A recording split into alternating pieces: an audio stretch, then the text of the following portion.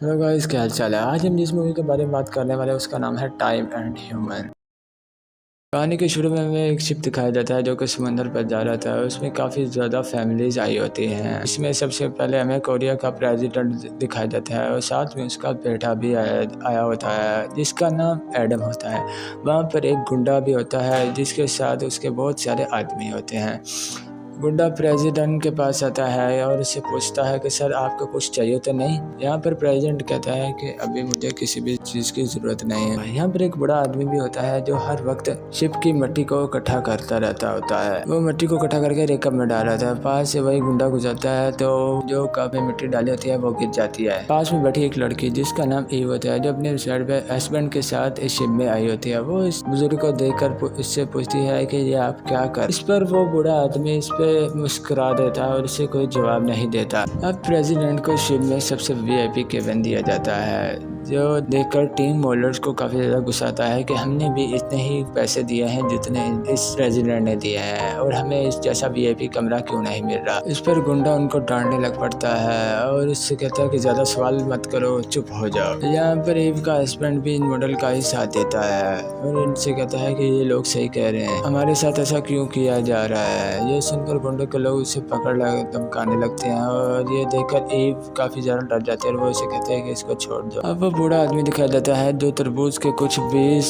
Cup में डाल रहा था जो इसमें वो मट्टी भर रहा था और असल में ये बूढ़ा आदमी पौधे उगाने की कोशिश कर रहा था। ये देखकर ईव काफ़ी हैरान हो जाती है कि ये बूढ़ा आदमी क्या करना चाह रहा है और ये ऐसा क्यों कर रहा है। अब वो मॉडल दिखाते हैं जो गुंडों के साथ एंजॉय कर रही होती हैं। तभी वो गुंडा ईव को घूर रहा था जो को नोटिस कर रहा था। तभी गुंडा प्रेसिडेंट को देखता है कि जो ईव को घूर रहा होता है। तभी वो गुंडा प्रेसिडेंट के पास आता है और पूछता है क्या सर वो लड़की पसंद आ गई, अगर ऐसी बात है तो आप फिक्र ना कीजिए, मैं उसे आपके पास ले आऊंगा। अब थोड़ी देर बाद गुंडे के साथी उसी जगह पर पहुंच जाते हैं और उस पर हमला कर देते हैं जहाँ पर ईव और उसके हस्बैंड से लगते हैं। जहाँ पर वो गुंडे ईव के हस्बैंड को मार कर समुद्र में फेंक देते हैं और उसके बाद ईव को बेहोश कर प्रेसिडेंट के पास ले आते हैं। जब प्रेसिडेंट उसके साथ यहाँ पर उस प्रेसिडेंट और उसके बाद उसके बेटे और उसके बाद उन गुंडों ने उसके साथ मिलकर उस ईव के साथ बहुत बुरा सलूक किया। उसे वो शायद वो काफ़ी ज़्यादा बुरी हालत में पाए रहे। जब वो गुंडे से पास होती है उससे मारती है और उसके अपने हस्बैंड के बारे में पूछती है तो वो उसका जवाब देता है कि तुम्हारे हस्बैंड को तो मैंने उसी वक्त ही मारकर समंदर में फेंक दिया। तभी वो काफ़ी ज़्यादा डर जाती है और उसकी फजूल बातों पर ईव को यकीन नहीं आ रहा था। वो ईव वापस अपने कमरे के पास आती है और वो देखती है कि जहाँ पर उसके हस्बैंड का जूता पड़ा हुआ था। वो ये देखकर काफ़ी ज़्यादा डर जाती है और वहाँ पर वो अपने हस्बैंड का खून भी देती है जिससे उसे पता चलता है कि उसका हस्बैंड अब मर चुका है। वो वहाँ पर फुट फुट कर रोने लगती है। वो पानी में कूद कर अपनी जान देने लगती है। तभी वहाँ पर वो बूढ़ा आदमी आ जाता है, वो इसे बचा लेता है। और वहाँ पर हमें पूरे शिप का हाल दिखाया जाता है जहाँ पर वो सभी मुसाफिर शराब पीकर सो रहे होते हैं। अब जब ये अगली सुबह उठते हैं तो ये देखकर इनको छुड़ गई कि इनका शिप पानी के बजाय आसमान में उड़ रहा था। ये देखकर वो काफ़ी ज़्यादा परेशान हो जाते हैं। ये सारा नज़ारा वहाँ पर खड़ा हुआ बुरा आदमी दे रहा था लेकिन उसके चेहरे पर कोई ऐसा रिएक्शन नहीं था जैसे उससे मालूम हो कि ये जहाज आसमान पर कैसे आया। ये भी उसकी तरफ देख रही होती है, इस वजह से उस पर शक हो जाता है। वो उस पर नजर रखने लगी और उसका पीछा करने लगी। यहाँ पर हम देखते हैं कि जो बीज बूढ़े आदमी ने उस मिट्टी में डाले थे उसमें छोटे छोटे पौधे निकल आए हैं। जो अंडे उसने मशीन के अंदर रखे उसमें से अब मुर्गी के बच्चे भी आ चुके हैं। अब प्रेसिडेंट कैप्टन के केबिन में आता है, उससे पूछता है ये शिप हवा में कैसी आई और ये ऐसा कैसे हुआ और हम किस सिमत की तरफ जा रहे हैं। और यहाँ पर कैप्टन कहता है कि हमें अभी कुछ भी नहीं मालूम ये कैसा हो रहा है और क्यों हो रहा है। रडार भी काम नहीं कर रहा होता जो कि बता सके इस वक्त हम कहाँ हैं और कहाँ जा रहे हैं। ऊपर से खाना भी हमारे पास बहुत कम है। ये सुनकर प्रेसिडेंट और बाकी मुसाफिर भी घबरा जाते हैं और उस केबिन का दरवाजा तोड़ने लगते हैं जहाँ पर खाना पड़ा होता है। तभी इस प्रेसिडेंट सबको कहता है कि आप सब घबराइए मत, यहाँ कुछ नहीं होगा, हम सब सही सलामत पहुँचेंगे। लेकिन कोई भी प्रेसिडेंट की बात सुनने को तैयार ही नहीं था। इसलिए गुंडा जहाँ अपनी ताकत का इस्तेमाल करता है वो अपनी गन पॉइंट कर सबको धमकाता है जिसकी वजह से सभी चुप हो जाते हैं। तभी प्रेसिडेंट कैप्टन से कहता हैं कि इनमें से किसी को खाना दो या ना दो, लेकिन हमें वक्त पर अच्छा खाना मिल जाना चाहिए। पर यह चीज़ कैप्टन को पसंद नहीं आती, इसलिए वो उनकी कोई भी बात नहीं इनकार कर देता है। तभी वो गुंडा इसको भी गन दिखाकर धमकाने लगता है। तभी कैप्टन अपने शिप के लोगों से मीटिंग करता है कि ये प्रेसिडेंट तो काफ़ी ज़्यादा लालची आदमी निकला, ऊपर से इसने अपने साथ वो गुंडा रखा होता है जो कि गन पॉइंट पर हर किसी को धमका रहा होता है, और अब हमें उनका मुकाबला करना चाहिए और हमारे पास भी हथियार होने चाहिए। ये एक चंगी शिप होती है जहाँ पर वो हथियार ढूंढने निकल पड़ते हैं। तो वहाँ पर उन्हें शिप में एक बॉक्स मिलता है जिसमें ग्रेनेड होते हैं, और ये उस बॉक्स को अपने पास रख लेते हैं। अब मुसाफिर को थोड़े थोड़े चावल खाने को दिए जाते हैं, और जब वो खाना दे रहे होते हैं तभी उनमें से कुछ मुसाफिर ये देखकर काफ़ी ज़्यादा गुस्सा हो जाते हैं, और वो कहते हैं कि इससे हमारी भूख कैसे मिटेगी। तभी वहाँ पर गुंडा का आदमी आता है, वो कहता है तुम चुप करके ये खा लो, सभी को ये इतना ही मिल रहा है और सभी को यही मिलेगा और यही खाना पड़ेगा। वो मुसाफिर वहाँ बैठ कर खाना शुरू करते हैं, और कुछ मुसाफिर उन गुंडों का पीछा करने लगते हैं। वो उन प्रेसिडेंट के कैबिन में आ जाते हैं जहाँ पर प्रेसिडेंट और गुंडे बहुत ही अच्छा खाना खा रहे होते हैं, और ये देखकर मुसाफिर काफ़ी ज़्यादा गुस्सा हो जाते हैं और वो उनसे झगड़ना शुरू कर देते हैं। यहाँ पे गुंडा उन्हें गन दिखाकर धमकाने लगता है, और वो उनसे कहते हैं कि तुम सब चुप कर जाओ। वो बेचारे डर कर वहाँ से चले जाते हैं। एक बूढ़े आदमी के पास जाती है और उससे कहते हैं कि आप ये इतने सारे पौधे क्यों उगा रहे हैं, लेकिन इस पर भी वो बूढ़ा आदमी इसे कोई जवाब नहीं देता, बल्कि मुस्कुरा कर उसकी तरफ देखने लग पड़ता है। प्रेसिडेंट दोबारा कैप्टन से पूछता है कि ये शिप कहाँ जा रही है, जिस पर कैप्टन जवाब देता है कि मुझे इसके बारे में कुछ नहीं पता। जहाँ पर प्रेसिडेंट को इतना गुस्सा आता है कि वो कैप्टन के मुंह पर एक थप्पड़ मार देता है, लेकिन कैप्टन चुपचाप खड़ा रहता है, वो इस पर हाथ नहीं उठाता। ये सारे हालात ये सब देखकर ईव प्रेसिडेंट के पास जाती है, उससे खूब सुनाती है। ये सुनकर गुंडा उसके पास आ जाता है और उसके साथ बदतमीजी करने लग पड़ता है। वहाँ पर प्रेसिडेंट का बेटा इस गुंडे को रोकता है कि तुम ऐसा क्यों कर रहे हो। वो ईव को वहाँ से ले जाता है, और अब वो दोनों बूढ़े आदमी के पास आ जाते हैं जहाँ पर वो अभी पौधे ही उगा रहा था जो कि अब पहले से बड़े हो जाते हैं। चोरी छुप के कुछ मुसाफिर खाना चुराने की कोशिश करने लगते हैं, लेकिन वहाँ पर गुंडे आ जाते हैं जो कि इनको जान से मार देते हैं। ये देखकर प्रेसिडेंट काफी ज्यादा खुश होता है, और ये देखकर प्रेसिडेंट गुंडे से कहता है कि तुमने बहुत अच्छा काम किया, और यहाँ पर गुंडा प्रेसिडेंट को गन दे देता है, जिससे वो कहता है कि अगर तुम्हें कोई भी तंग करे तो इस गन से उसे उड़ा दे, अगर मैं किसी वक्त तुम्हारे पास ना हूँ तो ये तुम्हारे काम आ सकती है। अभी वहाँ पर प्रेसिडेंट मुर्गे का चिकन खा रहा होता है, वो छोटा सा चिकन खाकर और हड्डी मुसाफिरों के अंदर फेंक देता है। मुसाफिर बहुत ज्यादा भूखे थे और वो इस चिकन के एक पीस को खाने के लिए झगड़ने लग पड़ते हैं, और ये सब प्रेसिडेंट और गुंडे देख रहे होते हैं, और वो ये देखकर काफी एंजॉय करते हैं। ये देखकर एडम जो प्रेसिडेंट का बेटा होता है उसे अपने डैड को ऐसा काम करते हुए काफी ज्यादा गुस्सा आ जाता है। वो वहाँ से डांटने लगता है, वो अपने डैड को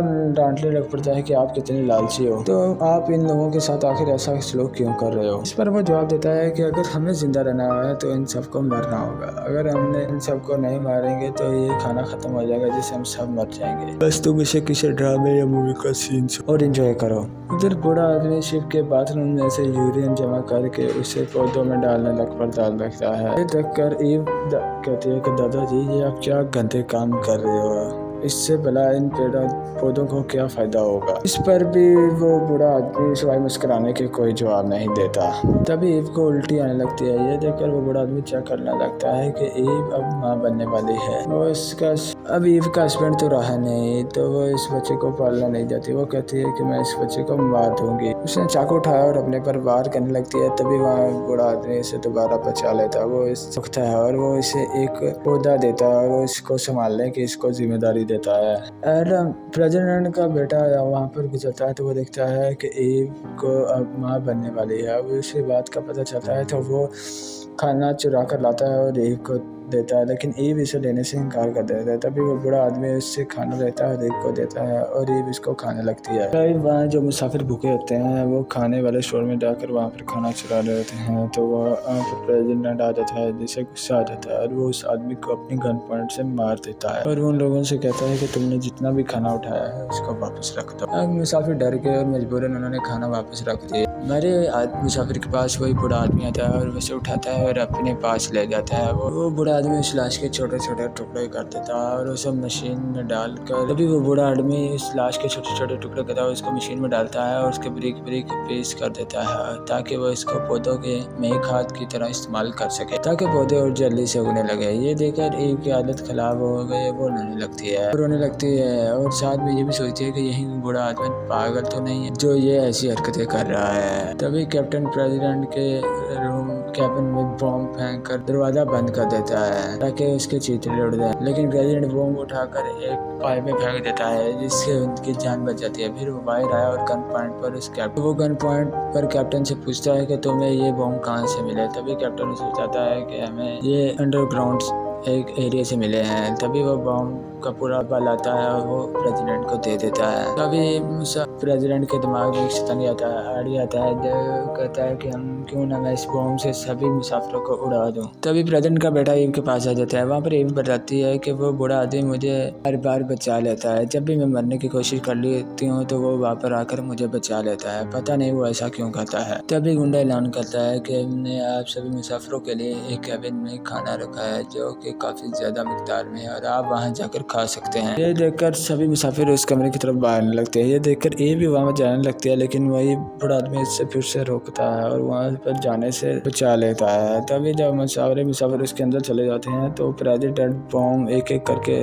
उसी कैबिन में फेंकने लगता है, जिससे वो सारे मुसाफिर एक एक करके खत्म हो जाते हैं और मर जाते हैं। बम ब्लास्ट होने की वजह से कुछ ही देर में पूरा शिप खून से लथपथ हो जाता है। तभी प्रेसिडेंट गन पॉइंट पर दूसरे लोगों से पूछता है कि बताओ कैप्टन कहाँ गया, लेकिन कैप्टन दिखा देता है कि वो खाने के ऊपर पेट्रोल डालकर उसे आग लगाने की कोशिश कर रहा होता है। तभी वहाँ पर लोग आ जाते हैं और वो प्रेसिडेंट उस कैप्टन को भी खत्म कर देता है। तो वो लेकिन कैप्टन ने वो उस खाने को आग लगा दी थी जिसकी वजह से वो सारा खाना जल चुका था। तभी वहाँ पर गुंडा आता है जो कि जला हुआ खाना खाने की कोशिश करता है, लेकिन वैसे खा नहीं पाता, वो सारा खाना बाहर थूक देता है। तभी वो बूढ़ा आदमी इन बाकी लाशों को भी अपने लिए इस्तेमाल करने की कोशिश करता है। वो सारी लाशों पे ऐसा करने के लिए वो ईव को भी चाकू देता है और वो उसे कहता है तुम भी ये काम करो। पहले तो ईव ये करने से इनकार कर देती है, लेकिन बाद में वो इससे ये ऐसा करने पर राजी हो जाती है। वो भी लाशों को इससे करने लग पड़ती है। वो इन सब लाशों में से कुछ को काट कर खाद के लिए इस्तेमाल करता है और जो बच गई थी वो उनके मुंह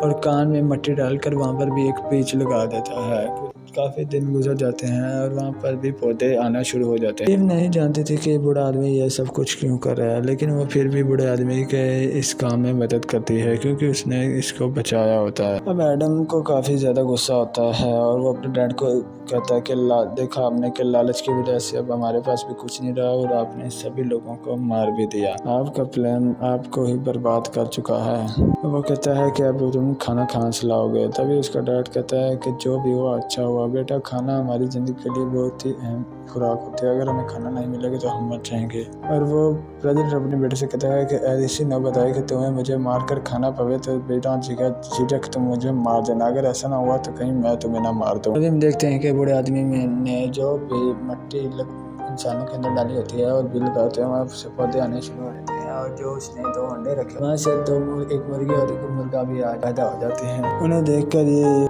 उस बड़े आदमी से कहती है कि दादाजी क्यों ना इन मुर्गियों को ही खा ले। अब वो बूढ़ा आदमी जो कि इतनी देर से बोला नहीं तभी बोल कर कहता है कि अगर हम इसे मार देंगे तो वो बूढ़ा आदमी कहता है कि अगर हम ये मुर्गियों को मार देंगे तो इसके बाद हम क्या खाएंगे, अभी हमें सिर्फ इनके अंडों को ही खाकर इनसे काम चलाना होगा ताकि मुर्गियाँ जिंदा रहकर और अंडे दे और हमारी बची खुची जिंदगी अच्छे से गुजर सके। और अंडा ज्यादा होने की वजह से हमारे पास काफी ज्यादा मुर्गियाँ हो जाएंगी, तब हम इसे जैसा चाहे वैसे खा सकते हैं। अभी ईव को जिंदा देखकर गुंडा उसे मारने आता है। तभी वो प्रेसिडेंट का बेटा एडम गुंडा को रोकता है और कहता है कि तुमने इसको हाथ नहीं लगाना और इसे मारने से पहले तुम्हें मुझे मारना होगा।